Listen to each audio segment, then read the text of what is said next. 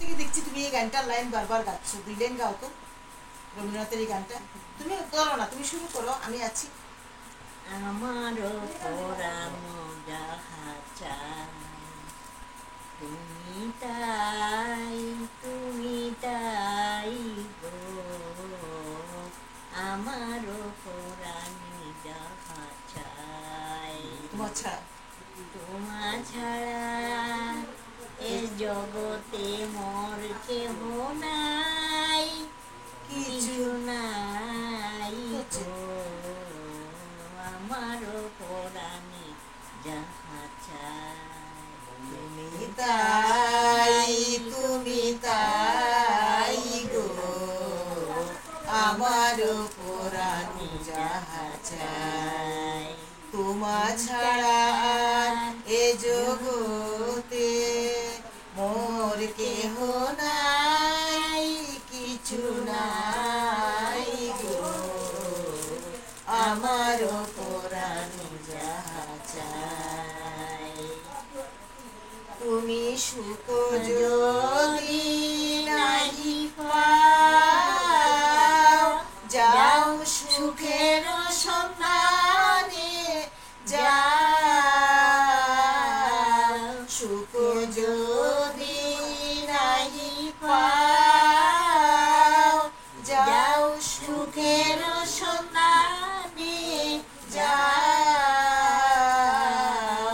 আমি তোমারে পেয়েছি হৃদয় মাঝে, আরো কিছু নাই চাই গো,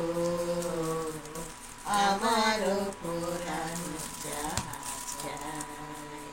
তুমি তাই তুমি তাই গো, আমার পুরাণ যাহা চাই। আমি তোমার বিরহে রহিব বিলীন, তোমাতে করিব বাস। দীর্ঘ দিবস দীর্ঘ রজনী, দীর্ঘ বরষ মাস। যদি আরো কারে ভালোবাসো, যদি আরো ফিরে নাহি আসো, তবে তুমি যাহা চাও তাই যেন পাই। আমি যত দুঃখ পাই গো, আমার পুরাণে যাহা চাই। তুমি তাই তুমি তাই গো, আমার পুরাণ যাহা চাই। তোমা ছাড়া আর এ জগতে মোর কেহ নাই, কিছু নাই গো, আমার পুরাণ যাহা চাই।